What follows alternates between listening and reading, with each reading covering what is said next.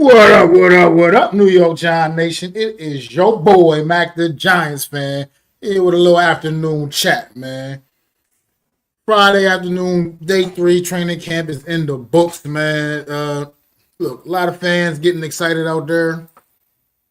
And I get it, man. It's football season, so that's a reason alone to get excited. What is going on, Coach? How you doing, man? Good to see you pulling up, man. I appreciate you, man. Peace and blessings to you as well. Hope everything is going great, man. Me and family, everybody's doing good, man. Everything, nothing but love, man. Living my best life right now, man. Just out here getting ready, getting geared up, and getting ready for this season, man. Getting on this grind, man. But yeah, most definitely, New York Giants day 3 in the books, man. And like I said, it's the reason. Just football season alone is the reason to be excited, if you ask me. But this New York Giants team, they seem to be really coming in this year, getting ready, preparing for this year. It's a new energy out there, man. So it's like a new juice, man. And I like what I'm saying in the early part of training camp. I know a lot of people have been, a little hard, a little critical with Jackson Dart out there making rookie mistakes. He's a rookie. He's a young guy. He's out there, he's working on it, and he's trying to figure it out, man. And I rather these mistakes be getting made in practice and training camp and things of that such, man. Get them cleaned up before we ever actually have to throw them out on the field, man. Thank God we got a couple other veteran quarterbacks that'll most likely be in front of them, for the start of the year and everything. Obviously, we already know Russell Wilson is the starter for this football team, so it's. I think people need to kind of relax a little bit. People getting a little over the top with some of their criticism of Jackson Dart, I think, right now, when he's only 3 practices in to his NFL career, 3 training camp practices into his NFL career. I mean, look, we knew the kid was a project when he was drafted. You knew he wasn't necessarily a guy that was going to come in and be a day one starter. These are things that you know about. So you just gotta temper those expectations a little bit and be like I said, relax and give this kid a fair chance to truly develop and see if he can, develop himself into an NFL quarterback, the future of this franchise, what we drafted him for. Look, it's tough. It's like I want to go out there. Look, I want to talk about the big guys a little bit, but it's just because it's tough these first 3 days. Like I said, no pads, so you don't really get to really see the full works of the big guys, man. And I think this Monday when they get the pads on, what's going on, Chad? I appreciate you stopping in, man. Hope everything's going well with you, brother. But you can't get a good gauge on the big guys, man, without the pads on, man. Like I need to see them put some work in, man. I think I seem to stand in a bit of a minority of most New York Giant fans when we have talked about the offensive line. Is I feel like people almost are trying to run Greg Van Roten out of here, and I feel like I just don't get it. I mean, Greg Van Roten, to me, sure, is he a all-pro offensive lineman? Is he like this top-tier offensive lineman in the league? Nah, he's not, man. But at the end of the day, he's serviceable. And he demonstrated that a season ago. Like I said last week on this very show, and I'll say it again, I'm fairly comfortable with the right side of the line if it's Jermaine Illuminor and Greg Van Roten. Because after Andrew Thomas went down last season, if it weren't for those two, I don't know where we would have been at on this O-line. I have no idea. But I don't know what we would have been able to do without those guys last season. I mean, I think more of the focus needs to be on the rest of the guys. I mean, Andrew Thomas obviously is on PUP, and hopefully we get him healthy and get him back, man. But at the same time, look at John Michael Smith, JMS, man. He's got something to prove in the middle of that line. He's a guy that has something to truly prove. I mean, we know what Greg Van Roten is and Jermaine Illuminor, those guys on the right side. And like I said, if we get the same level of play we got from them a season ago, I'm fairly comfortable with that being the right side of our offensive line.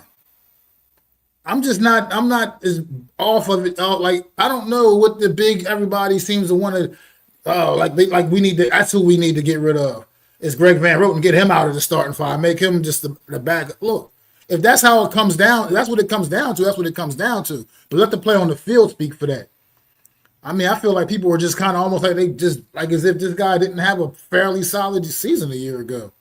But JMS, he hasn't had a solid season at this point in his career yet. This is year 3. That 2023 draft class is on notice right now. Hey, what's going on, David? That 2023 draft class is on notice right now. Round 1, Deonte Banks, you're on notice, son. Round 2, JMS, you are on notice, son. Round 3, Jalen Hyatt, you are on notice, son. Like, come on. Guys were our first top 3 picks from that draft class, and they're all right now on the hot seat, if you ask me. None of them are sitting on steady ground right now. It's all a little shaky right now for those 3 guys. I mean, hell, Whatchamacallit didn't even get to start the day of practice. Dave Banks, Cordell Flott got the starting cornerback reps over him today in practice. And once again, it wasn't a very impressive day for Tay Banks as well. I heard he once again got beat a couple of times on some routes, man, and just got to clean that up, bro. You got to clean that up. I mean, it just is what it is. But like I said, let's get back to the big guys. JMS, man, like I said, this is my guy I'm looking at very closely all this summer right now, man. I can't wait for them to get the pads on because I need to see if he's ready up to the challenge, man, up to the task at hand. I heard he, from what reports hearing, he had some bad snaps today at practice as well. That could come down to just adjusting to the new quarterback, a much shorter quarterback than what he's been dealing with his first couple of years. So hopefully he can get that together. I mean, I feel like he'll be that part will come together. He'll be okay in that department. But you gotta demonstrate that you're able to hold up in the interior of this line. The center is the anchor of that offensive line, man. You gotta be that guy, man. And right now you just haven't been. What's going on, Mitch? Thanks for popping in, bro. I appreciate it, man. But it's just not. And as far as John Runyon Jr., I don't know. I mean, I know he played through some injuries last season, but what he put out there, it wasn't very good. That's what I mean. We're concerned about like finding somebody to replace Greg Van Roten. John Runyon Jr., man, these guys got to earn their way. Like I said, I'm fully confident in a healthy Andrew Thomas.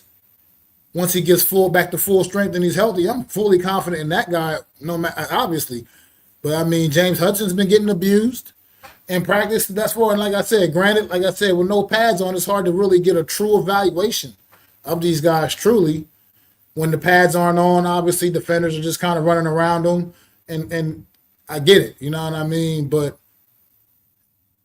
look, this offensive line has a lot to prove, and it's going to be a big year for this O-line. They have to get it done because, like I said, with Russ Wilson back there, you got to upgrade at the quarterback position, but you still got to block for him.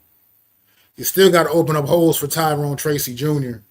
to run through, and whoever else is the running back, whoever other running backs are getting the ball. You got to be able to open up holes. It has to get it done. I mean, Evan Neal, sure, if you can come out there and win one of those guard jobs, then if you're one of the best 5, then let's get it. Like I said, I want the best 5 out there. But right now, to me, the best 5 absolutely includes Greg Van Roten. I just don't. I mean, I don't get it. Like I said, I don't want to be sitting here like I'm just tooting this guy's horn.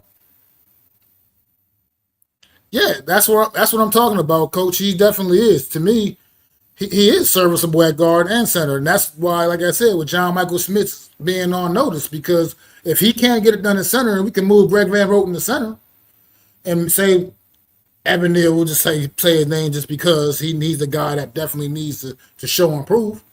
He earns that right guard spot, and that's our best 5. Then that's our best 5. We just got to go with it, man. And that's how it's got to be.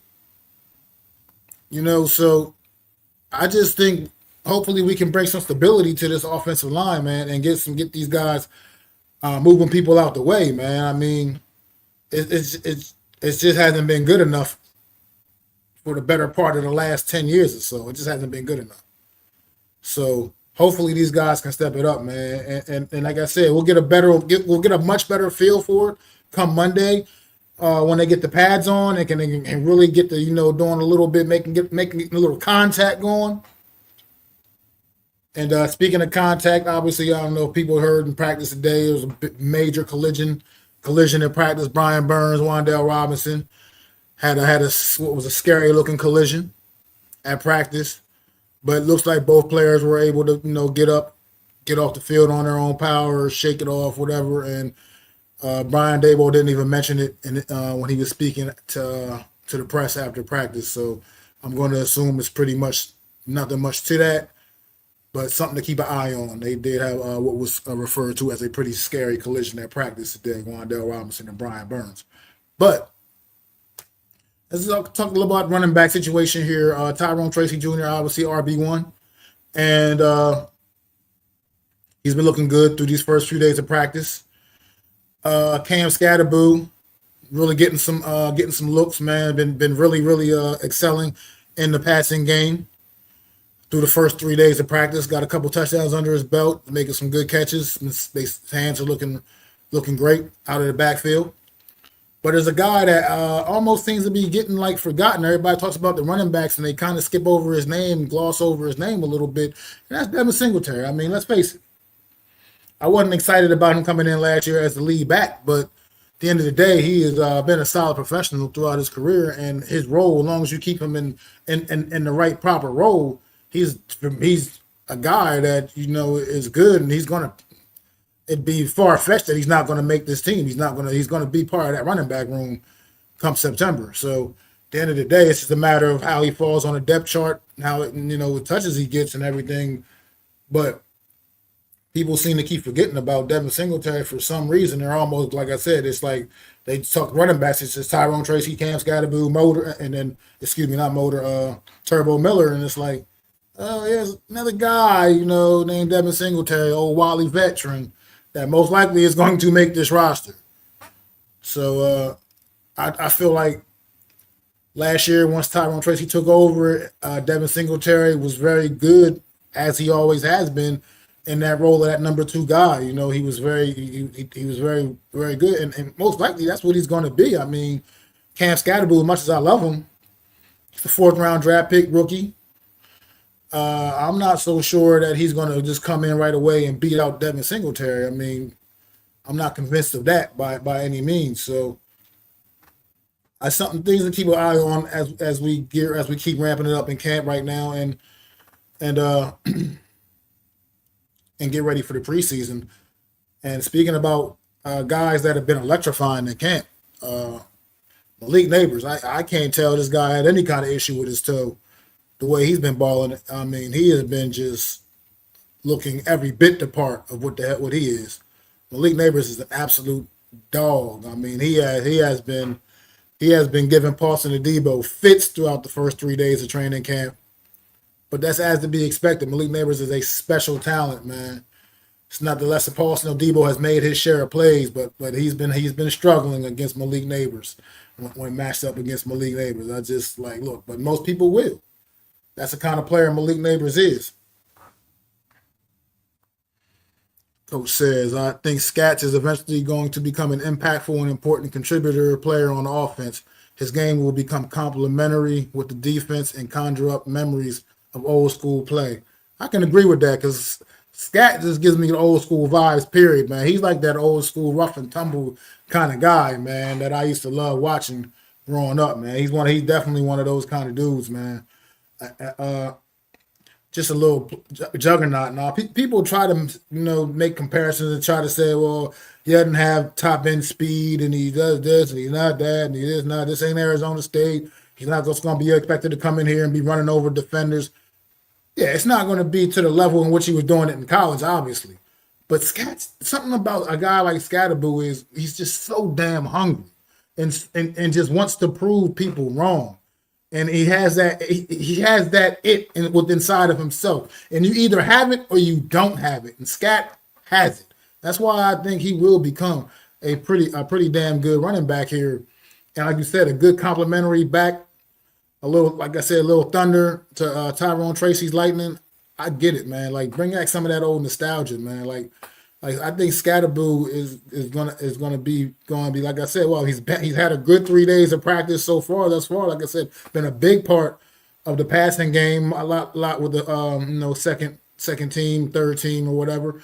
But he's gotten mixed up in there a little first team reps here and there too. I mean, as a matter of fact, Jackson Dart threw a nice little touchdown pass to him today at practice, late in practice. So I'm confident that Scatterboo will be very good. Have a role and be a good piece of this offense, man. When they really find exactly how they want to deploy him in this offense, man.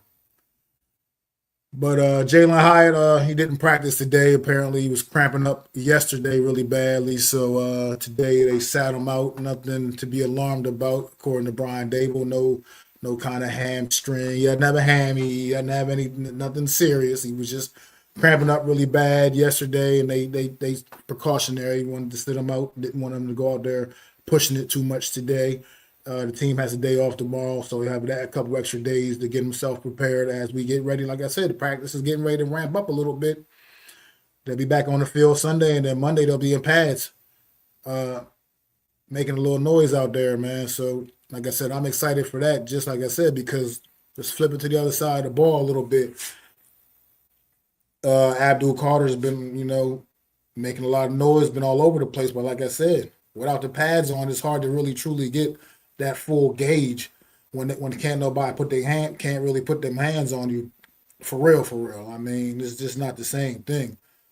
So hopefully we'll see some of that same energy next week once these guys are out there in the pads. You can, like I said, the big guys can finally get their chance to shine, because right now it's just basically been all the specialty players just it's about execution these first few days, pretty much trying to get some of the execution and some of that stuff down. But like I said, next week we'll get to see the big guys get to finally show what they made of, and I'm excited. I'm excited for that, very very much. I mean, as long as we can keep it clean, everybody can stay healthy. Obviously, knock on wood. It's football, things happen, but I'm excited to see the big guys get a chance to go out there and show off and show their stuff next week. Like I said, when he put these pads on, because like I said, the O line certainly needs some work.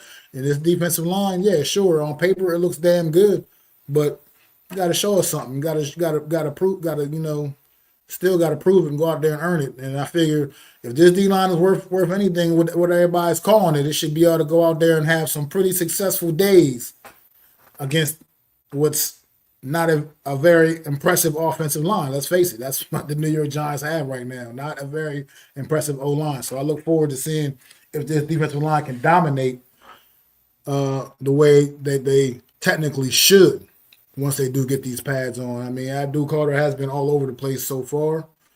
Like I said, he's had a couple of really big days, but got to see more, man. Like I said, I want to see more. I want to see, like I said, see it when it's like real, more bullets are a little more alive, a little more hot. Right now it's just been, like I said, 7-on-7s. Some team drills. Like they did stretch the field a little bit more today. Russell Wilson threw a tremendous deep ball to Malik Neighbors.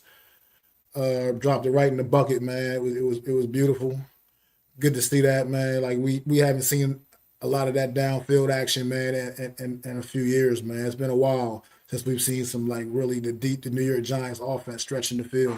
So that's something to get excited about potentially. Coach Sears coaches in. He said, if I'm JMS, I want the pads on. It'd be full go, and I want Carter first. Payback is yes, it is. I mean, that's what I want to see, man. Like you're getting the work in there, JMS, against guys that are considered, well, especially one guy in particular, Dexter Lawrence, who's considered arguably the best at his position. And you're getting that kind of work, man. Sure, Dexter's going to get you because Dexter's that damn good. He's going to get you most of the time. You're going to lose more of those battles than you're going to win against a guy like Dexter Lawrence. But at the same time, you got to be able to find a way to get him every once in a while too, man. Iron sharpens iron, man. Like that's what this thing is all about, man. Getting these guys prepared, and I feel like this O line with the talent that they'll be facing every day in practice against their own defensive line, that should be getting these guys geared up and getting them ready, man. And then once you're able to insert Andrew Thomas back into the equation, the sky could be the limit. Like you said, they're not. I'm not expecting them to be some like top unit by no means, but at least get to the middle of the road. At least do that for me. Get to at least the middle of the road, and then I think you can kind of work things out from there, man, and kind of sort things out and move some pieces here and there as we go, man. I mean, I've been hearing, fifth round draft pick Marcus Mbo. He's been having a few struggles a little bit here and there, but they've also, from what I've been hearing, is moving him around all over the place as well. So I don't know. I just want to see what they can do. What is going on, Kev, man? I appreciate you, bro. How you been, man? See them Commanders out there. I see your boys getting ready, man, too, man. We're going to have something for them week 1, man. Best believe that. We're going to have something for them. What's going on, dealer? Thanks for stopping in, man. But, yeah, no doubt. I just, right now, but I feel like when it comes to a guy like him, he's a little undersized on the offensive line anyway. Fifth round draft pick, he's kind of a project player as well. But he did some good things. He did some good things in college. I just wish they need to settle in on a position with a guy like him. And I think when you putting too much at a rook, give him too much, throwing too much his way, that's how you ruin a guy, man. You got to bring him along a little bit. I just don't see it, Coach, man.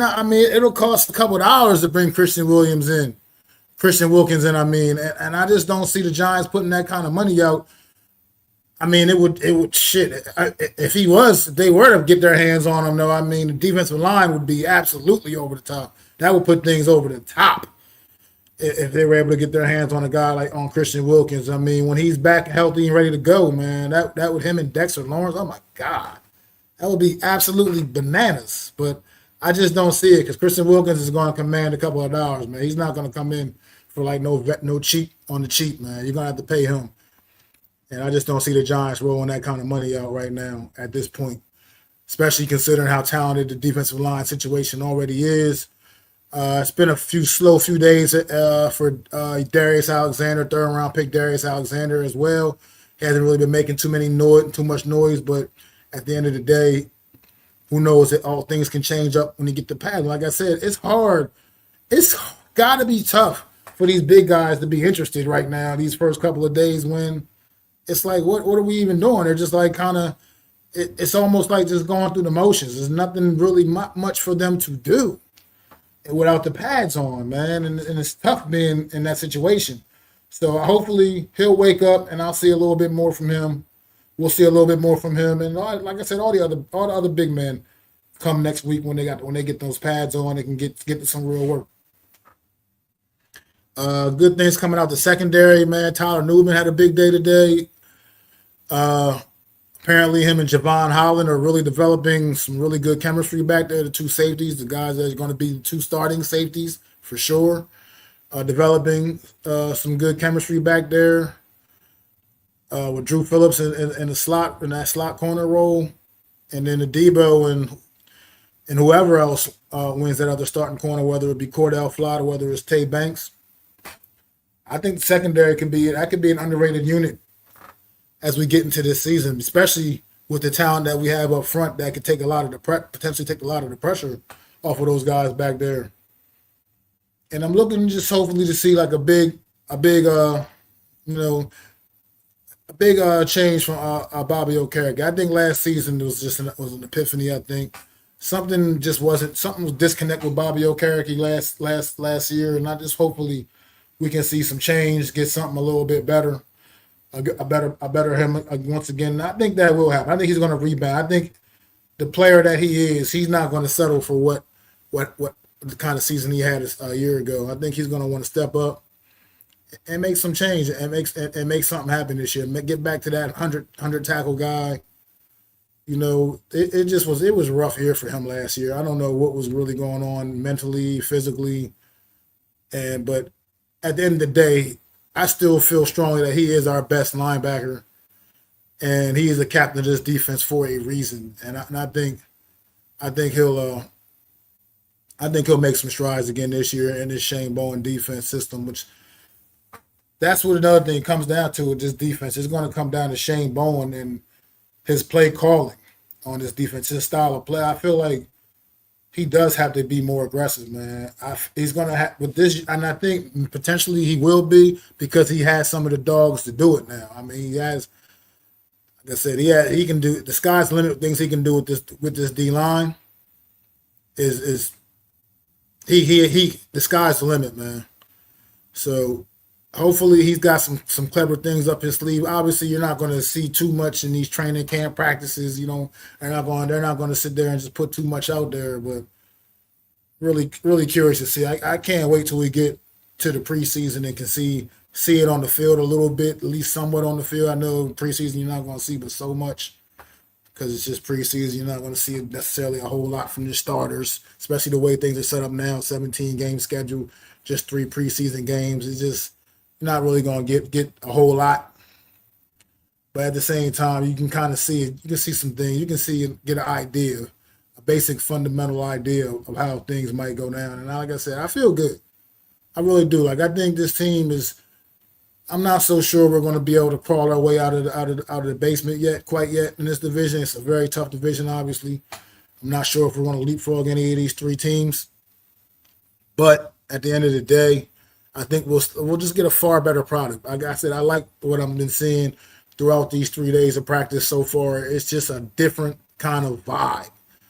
I feel like these guys have a quarterback that they can have some degree of confidence in, even though he's not necessarily the greatest anymore. He's not, like I said, he's not that same guy he once was earlier in his career. But I think when you got a guy that you still have some confidence in, because there was just nobody's obviously going to ever just come out and admit it, but there was no confidence in Daniel Jones.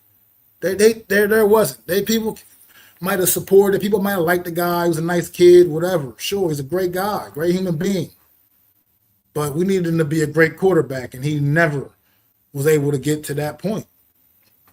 Russell Wilson's been at that point. He might not be a great quarterback now, but he's been at that point in his career. He's been at that pinnacle.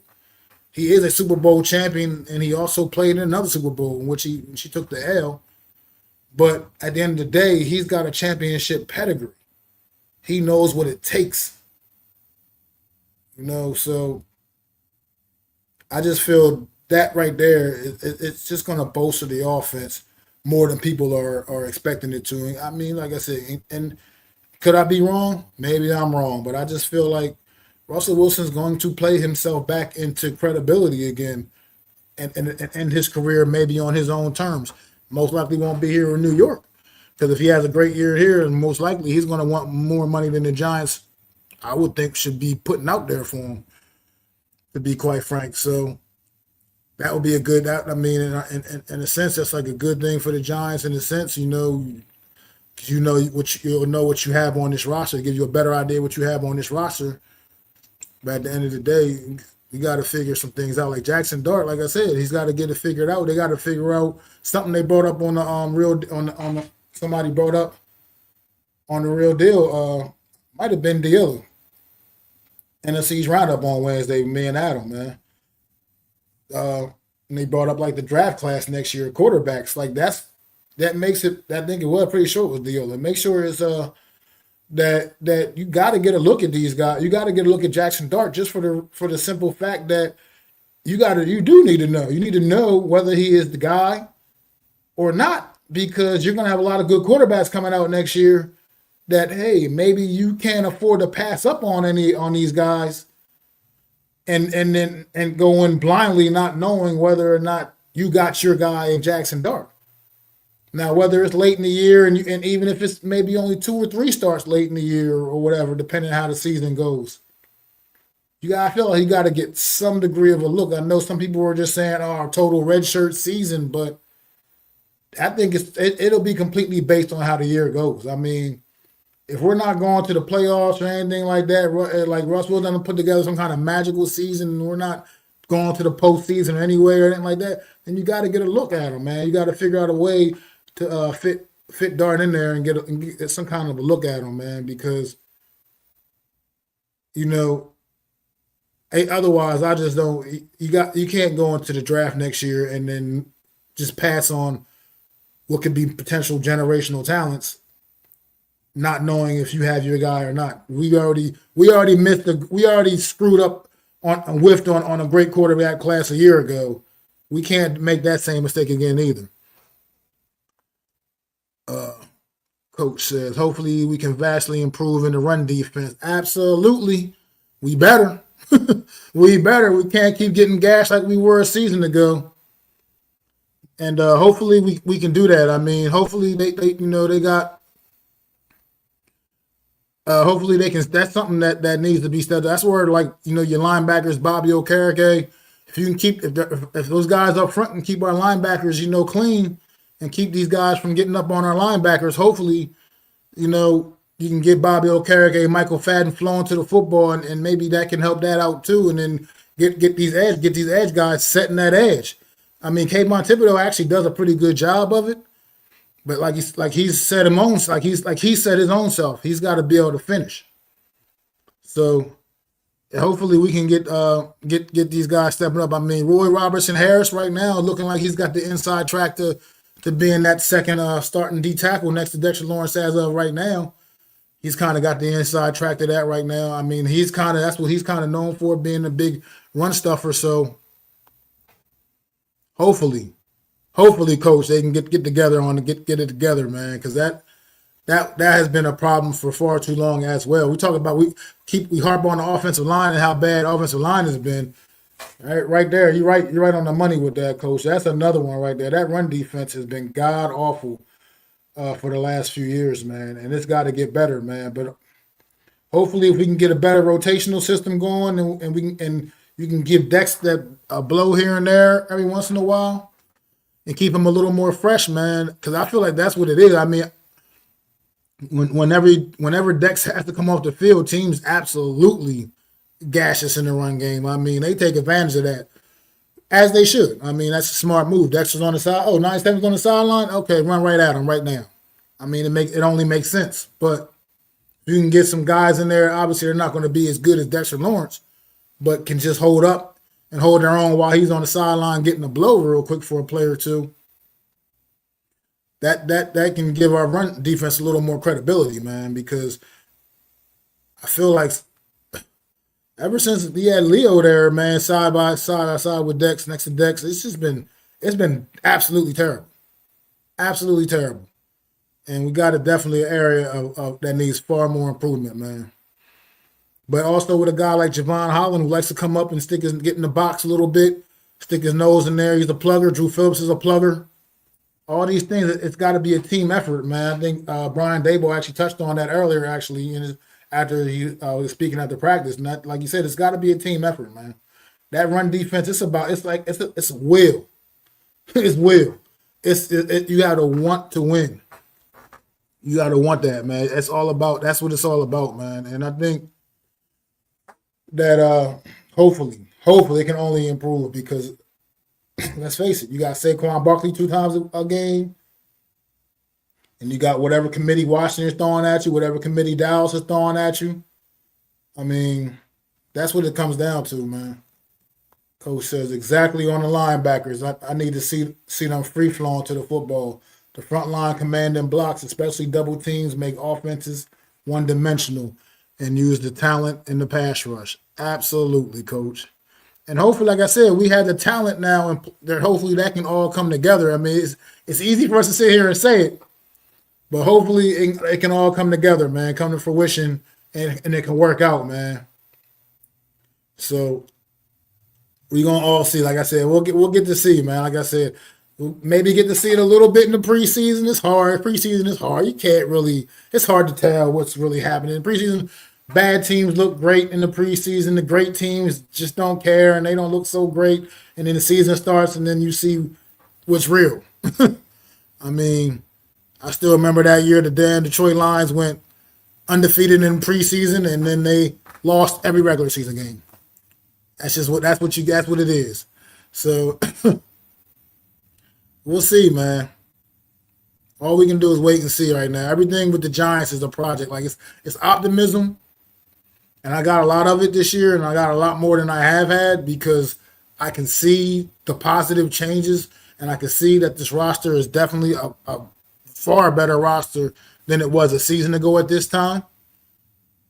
We do absolutely have players. I feel like when we get to these cut downs, we have players that other teams might actually want for a change. As I mean, the last couple of years, as you know, Giants when they get to the cut downs, the Giants is cutting their players, and all those guys were working in grocery stores afterwards. It wasn't nobody looking to pick those, knocking down the door, looking to pick those guys up. I think that's not going to be. I think that's going to be a different kind of situation this year. The Giants going to have to make some tough decisions on some of these guys, man. And it's going to be interesting. Like I said, if you're going to have like the tight end battle has been heating up as well, man. Another positional battle. I mean, you got with Daniel Bellinger, Thomas Fidone, Theo Johnson, Chris Manhertz, and Greg Dulcich right now battling it out. And Greg Dulcich is kind of that wild card. He's been put together a couple of nice days of practice here, and he's kind of now that guy that's kind of like, oh, he might come in and take a spot from somebody. I feel like the only one of these tight ends that I feel like is guaranteed their spot pretty much is Theo Johnson for the most part. After that, the rest is who's it going to be? Will it be Bellinger? Will it be Bellinger? Fidone made a spectacular catch yesterday in practice. That one-handed catch was absolutely spectacular for the 7th round pick, man. And I got a question in from Facebook. How sold are you on Russell as the Giants starting quarterback?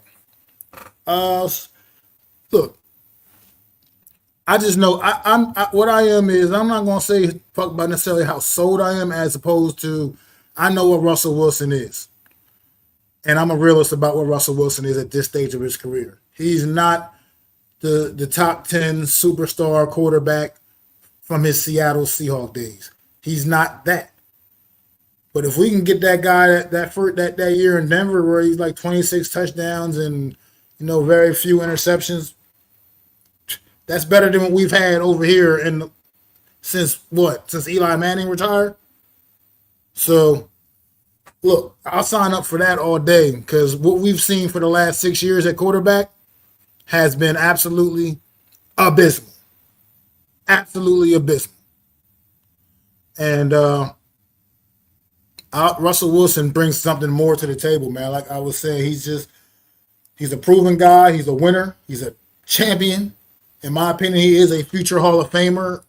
People seem to want to doubt that for some reason. I just don't know how. I mean, he's this guy. I don't see how he's not going to be in the Hall of Fame. And if not on his first ballot, I mean, he'll be in the Hall of Fame.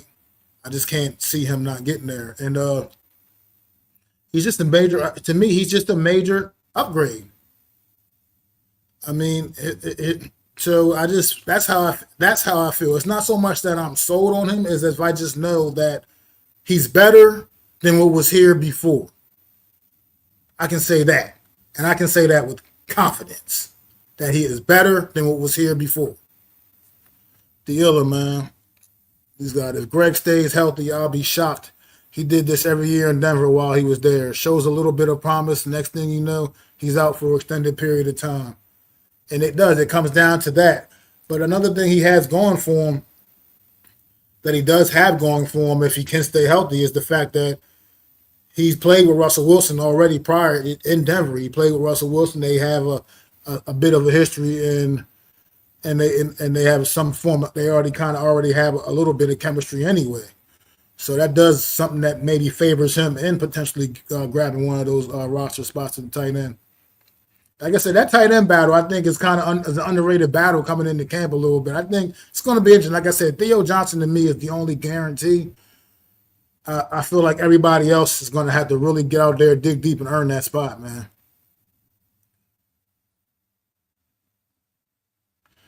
I expect the rush from Denver. At least I'd say the rush from Denver. I don't think we're not getting the guy from Seattle. Look, toss that out. That guy he's not that guy anymore. So we're not getting the rush from Seattle. But I think Last year he got off to a slow start because he was injured in the beginning of the year, and he got his foot, and he still played pretty serviceable for Pittsburgh for most of the way. But once he got on the field, but at the end of the day, he never really was right in Pittsburgh totally. You know what I mean? And I think we'll get that. We can get at least that Denver guy.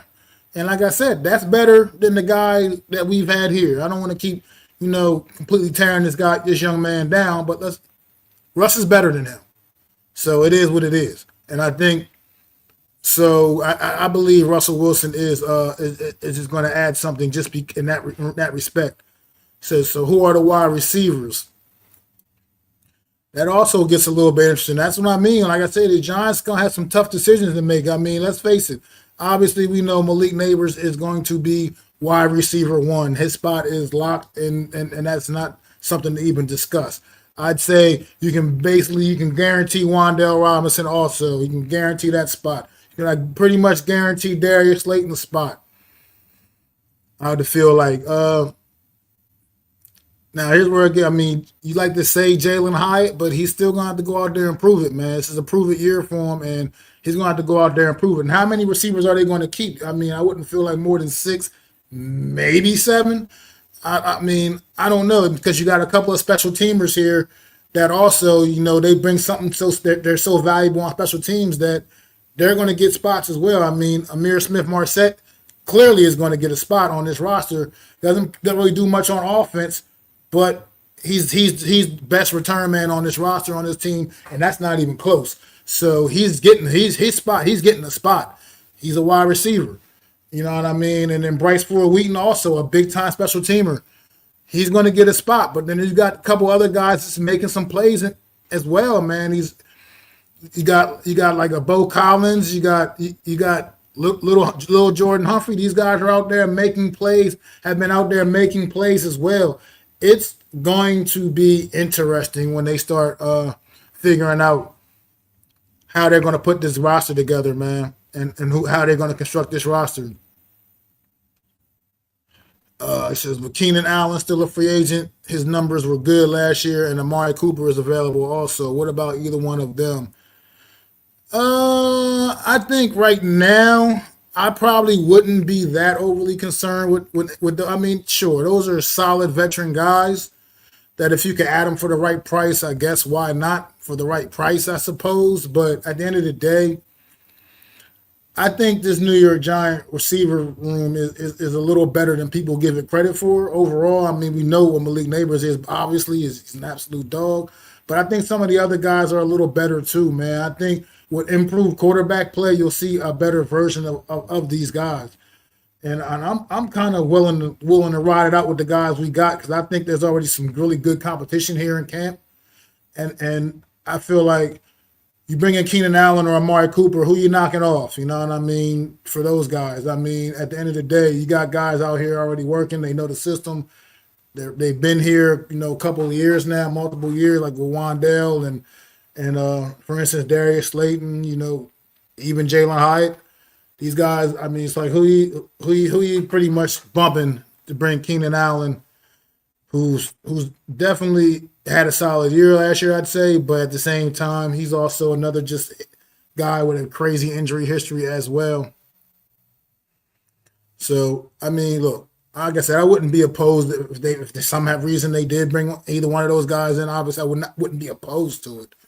But at the end of the day, I just don't necessarily think that's a necessity, and I feel like there's bigger things to address on this football team. Like I said, the offensive line to me is still that's the biggest question mark, and it will remain that way. I feel like throughout the summer, throughout all the training camp, a lot of good competition. I feel like nobody should feel comfortable on that O-line, but honestly, I just think you figure out who your best 5 are and you go with it. Don't worry about the names on the back of those jerseys. You figure out who your best 5 are and you go with it. And you let these guys build up a chemistry and build up a rapport together. Offensive linemen, man, as far as I'm concerned, linemen should hang out with each other. They should do every damn thing together, because that's how in sync they need to be.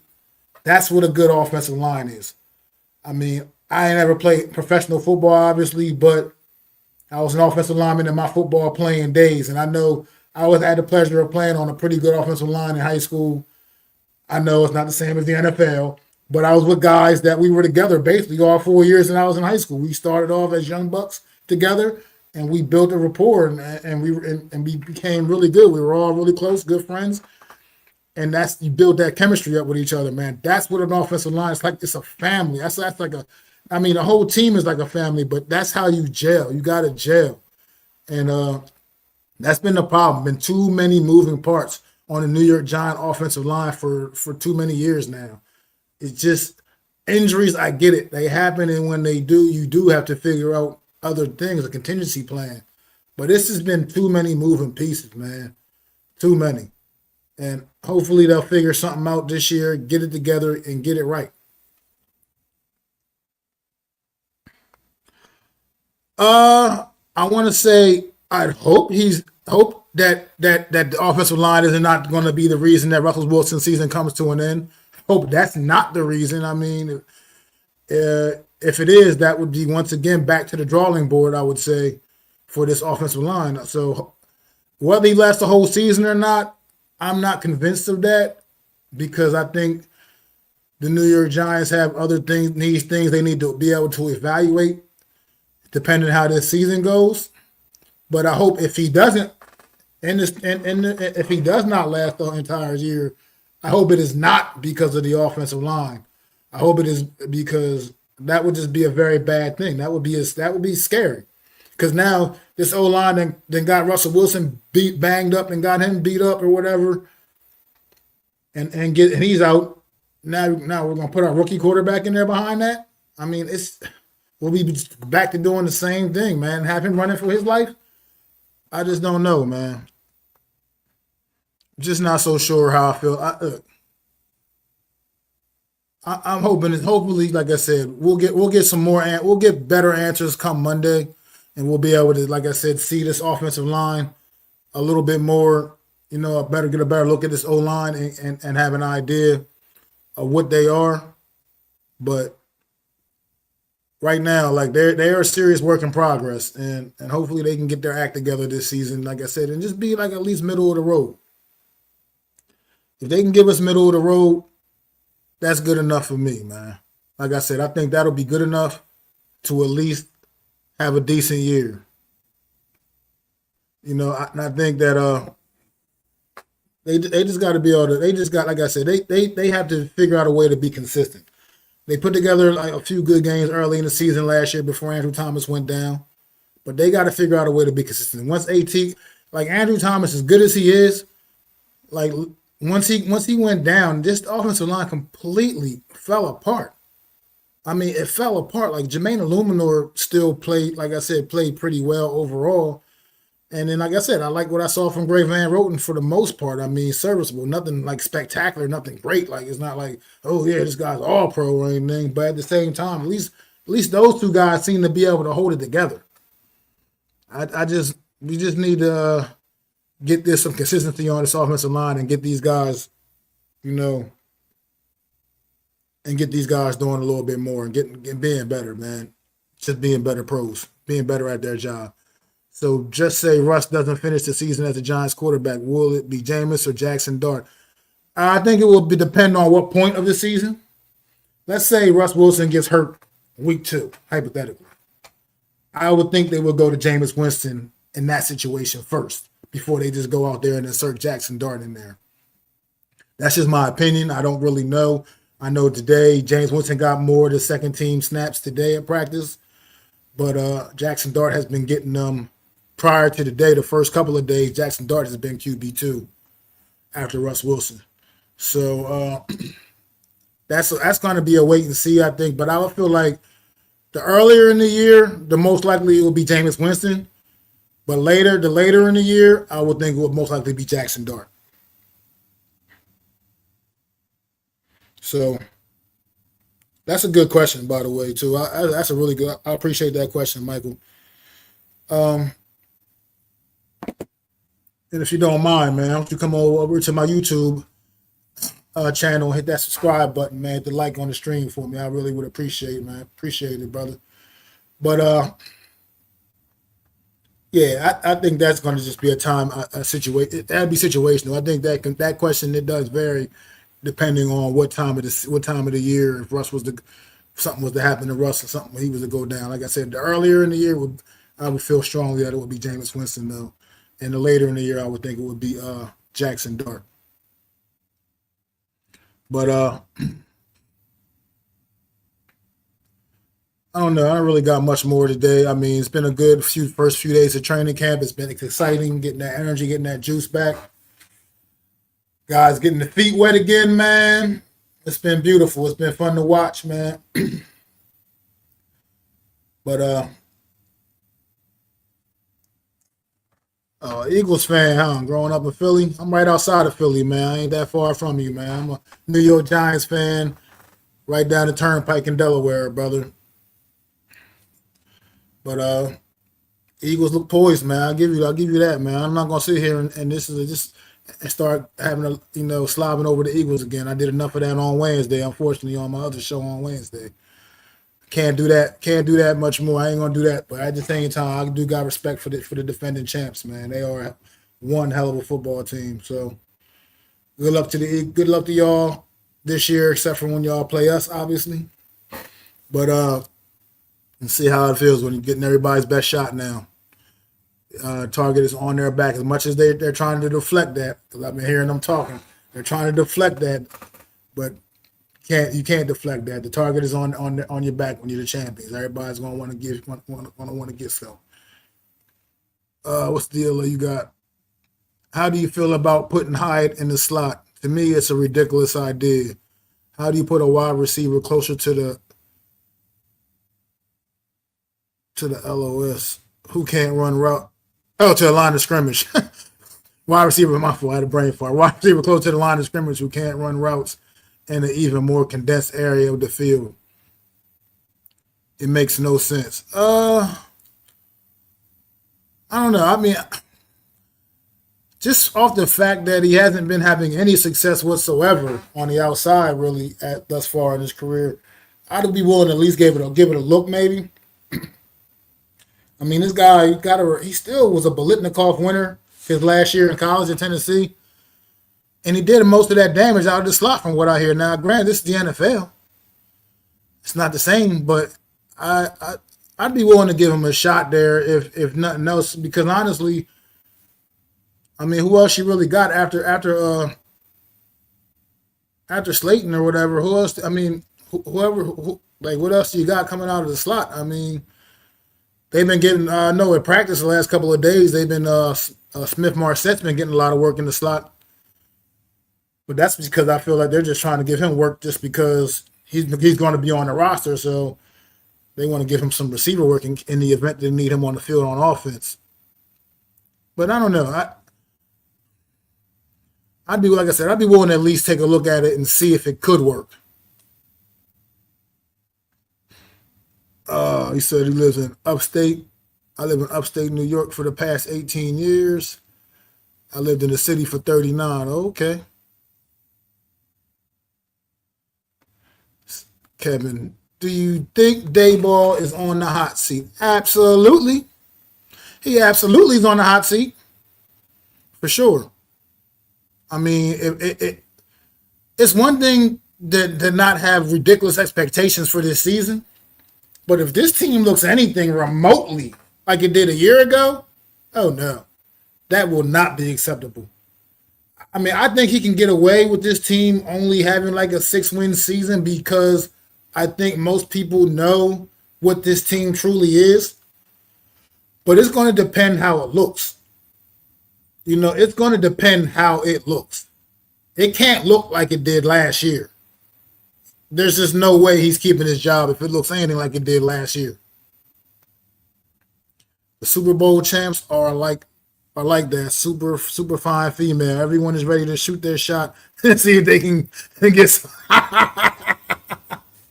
Word, coach. That's what it is, man. That's what they are, man. He said, "Be glad you do not live around Buffalo Bill fans. Their fans think they're owed something. They ain't owed anything, man. They need to go out there and get it. They've had opportunities. They got to go out there and get it. They got to get over that Kansas City Chief hump. Figure it out, man. They got to figure something out. I mean, just general. Okay, we off topic a little bit here. That's a coach to me that I think could potentially, man, he's got to figure out a way to get over the hump.